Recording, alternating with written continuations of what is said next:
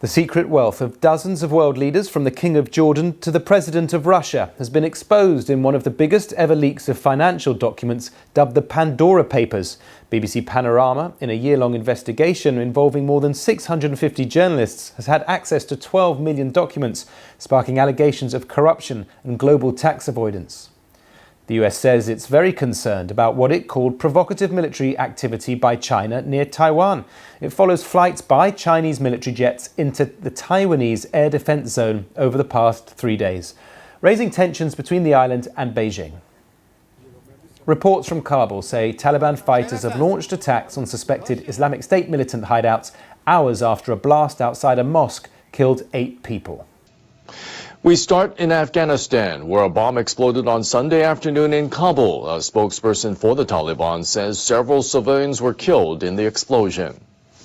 The blast occurred near the entrance of a mosque in the capital. Local media outlets say a prayer was taking place there for the deceased mother of Taliban spokesperson Zabiullah Mujahid. Once again, a bomb exploded on Sunday afternoon in the Afghan capital, Kabul.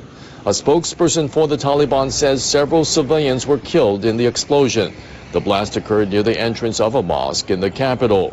Local media outlets say a prayer was taking place there for the deceased mother of Taliban spokesperson Zabiullah Mujahid. We will provide updates as this story develops. Sunday capped the first weekend since the end of a coronavirus state of emergency covering much of Japan. Families and tourists filled Tokyo's sightseeing spots. Visitors took photos, rode in rickshaws, and walked along the shopping street leading to iconic Sensoji Temple. Shop owners around the temple's gate said more tourists came on Saturday than on the same day a week ago. Some stores had cut prices of souvenirs. This visitor said it was the first time her children had taken a train in a long time. It was a good change of pace for my kids.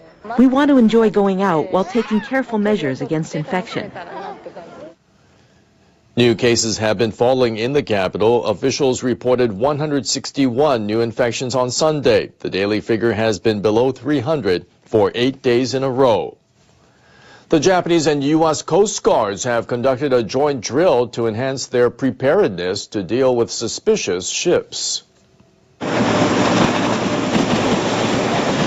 The exercise was held on Sunday at Yokosuka Port, south of Tokyo. The activities involved highly mobile rubber boats mounted on patrol vessels.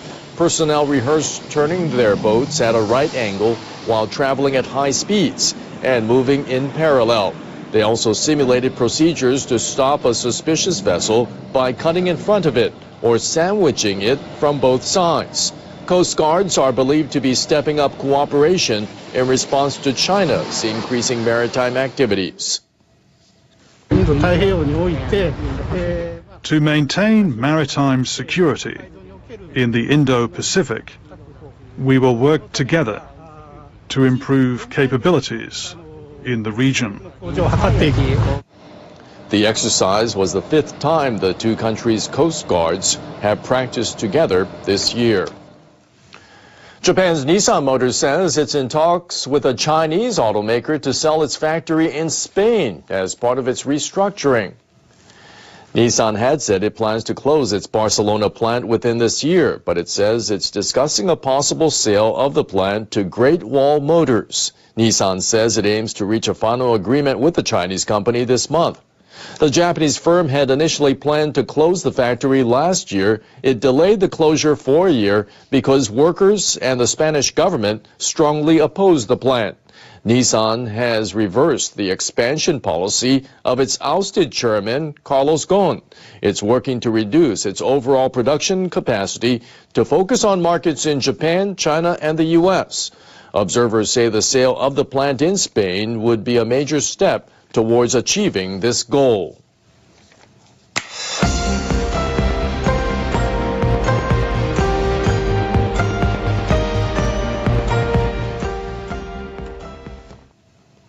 China's anti-corruption watchdog is investigating a former justice minister for suspected grave violations of discipline and law.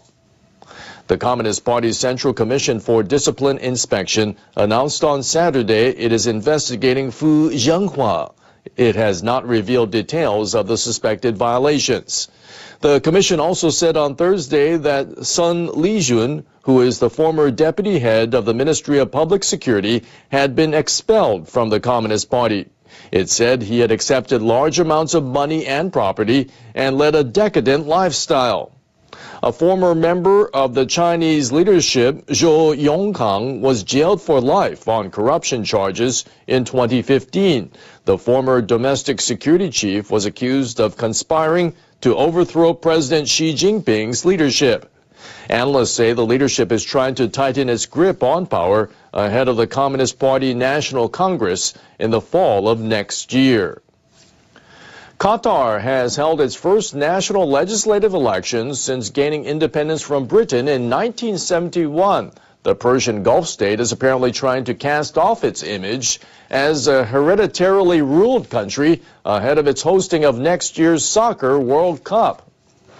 The government announced the names of 30 candidates elected who will take up on the 45-seat Shura Council on Sunday, one day after the elections.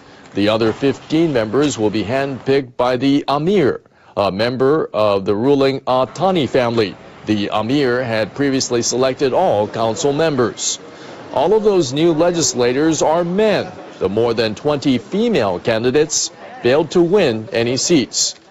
The council has legislative powers to institute policies that reflect some desires of voters, but it will have no authority over budgets for administrative bodies that are under the Amir's direct control. Britain is suffering a gasoline shortage. Brexit and the coronavirus pandemic led to many foreign truck drivers leaving the UK that has disrupted fuel deliveries. Gas stations have long lines and some have run dry amid panic buying. There's no need for this, but there we are.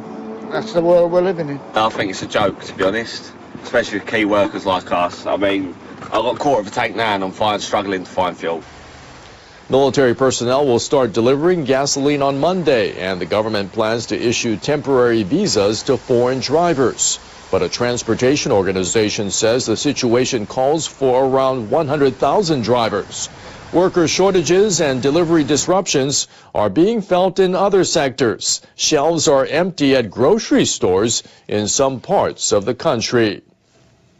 An asteroid discovered between Mars and Jupiter has been named after Shibusawa Eiichi, an industrialist known as the father of the modern Japanese economy. Japanese astronomer Watanabe Kazuo and others first found the asteroid in 1996.